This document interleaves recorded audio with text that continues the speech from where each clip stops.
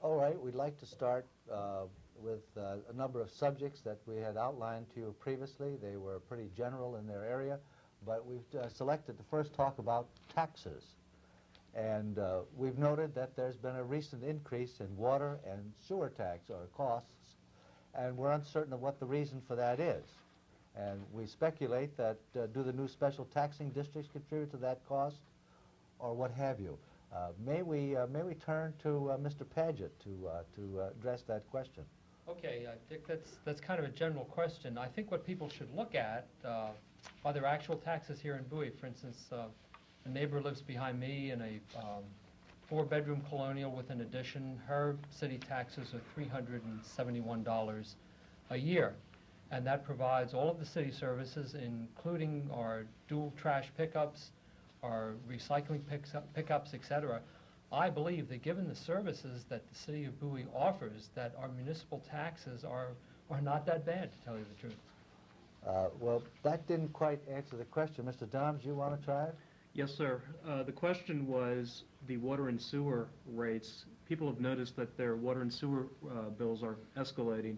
The reason why that's occurred is because the city's had a sludge program, which has turned out to be a disaster for our city. For example, we have the Hohensie property, which the city bought for $2 million, which will never be sludged at all. We're paying the interest on that debt.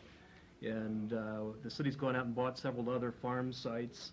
And it's basically the cost of buying real estate, the cost of all the equipment to sludge the sites has really far exceeded the benefit. And that's why your rates are going up. It's a real white elephant to the city of Bowie. Does anyone else want to address that question? No. Yeah, let me, Mr. Mayor? Does not tell you that it's a state mandate that we do something with our sludge. Perhaps he would like it in his backyard if he would, but we had no other choice but to find alternate methods. One of the things we could have done was sign a contract with a private hauler. After doing a feasibility study on it, it would have cost the city substantially, about $15 a ton, a wet ton more to go with a private developer than to develop our own method. And in doing so, the land application is the most readily acceptable method of disposing of sludge now by the EPA. I will also tell you that we are working with a water and sewer, and particularly the water works, which are now 30 years old. And one of the reasons the rates went up is that we refurbished 2 of the wells and we built a brand new well so we can guarantee fire protection in this part of the city, and no one will ever have to worry about the city of Bowie going dry. Okay, fine. I think we ought to move on okay. to that question. I'll take this one. All right. Bowie has been funding locally many recreational activities for as long as I can remember, 29 years at least, and also services. Why does it do so when other areas of the county have most recreational activities funded by the Maryland National Capital Park and Planning Commission? And as I understand it from a statement one of you made recently, the people of Bowie contribute at least $4 million a year in taxes to the Park and Planning Commission. Would anyone like to pick that one up rather than being directed? Fred. I'll jump on that as a particular interest. You're right, we do pay about $4 million a year to Park and Planning. That is a legal levy imposed by an administrative agency that determines its own tax rates and then applies that tax rate to the county. And that money goes into a county-wide fund, and it's used across the county for the acquisition and development of recreational facilities. The city has had a dedicated process to complement that since I've been here, and I think recreational development and open space and green space is probably one of the real outstanding dimensions of this city. The city owns over 20% of its land area. The point I think that you probably want to develop mostly is the problem with Park and Planning, because it's an agency that's clearly outlived its usefulness, and we don't get anywhere near back the amount of money that we should on a rational, logical basis. And those of you that heard me speak about this before know that I'm one of those that believes that it's time to abolish the Park and Planning Division and replace it with a much more efficient process. Well, I guess that's the part of the answer I really was looking for. The fact that, in effect, we, our citizens, may be paying duplicate taxes for the services that they get in the area of recreation. One way to eliminate that, Al, then, is to continue to make contact with the state agencies as we have and with the county agencies as we have, and continue the lobby to bring that into the 21st century. Does anyone disagree with that kind of a response? Okay. May I respond to duplicate taxes? Paying to the Maryland National Capital Park and Planning Commission, and also the city obviously has to charge more in taxes in order to do what Park and That's Planning correct. That's Commission is correct. not doing. That's correct. We have another situation where there's duplicate taxation occurring. Residents of South Bowie who are on WSIC. Well, Richard, that's not on this question. Oh, I thought On we were- recreation. We'll get to that. Thank you very much. Go ahead, Dick. You know, one of the questions that was posed to me was someone wanted to talk about the aquifers. There hasn't been a survey made of the aquifers. Now, we've had trouble with wells in the past, but nobody really knows what our water supply is. Now, I'm not going to address that kind of technical question at you all because that's too unfair a question.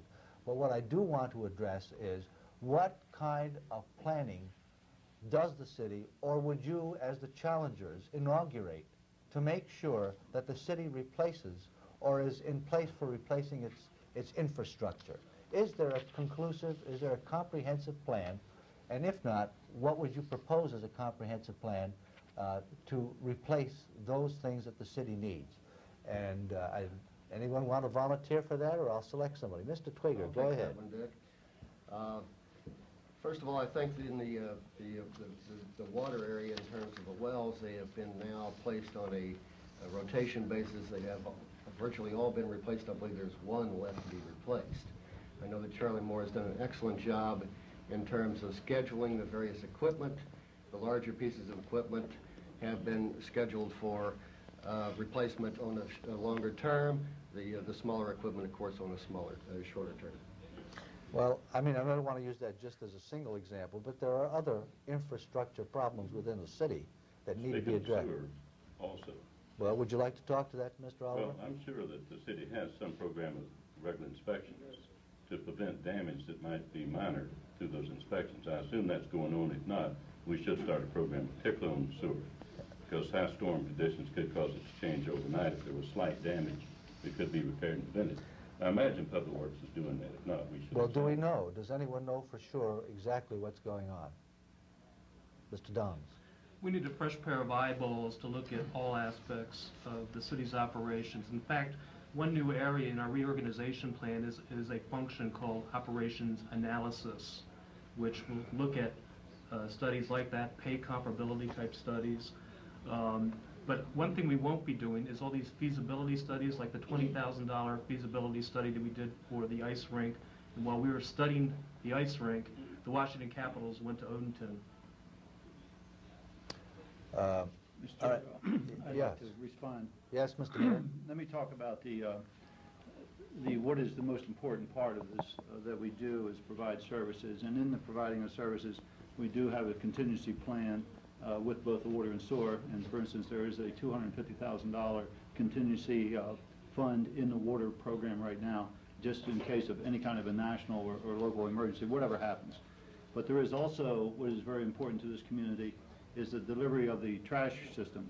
And we have a vehicle replacement program with this city, and Jim touched on it a little bit.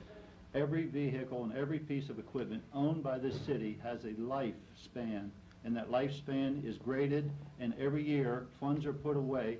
So when that piece of equipment reaches its life expectancy, the money is already there to replace it. So if all 5 trash trucks were to be replaced in 1 year, there's never any hit on the tax rate. The money is already there. Well, Mr. Mayor, That's the type of planning that you want to okay, talk so about. then you're saying that the city does have a plan, Absolutely. and that's not an issue in this election. No, sir.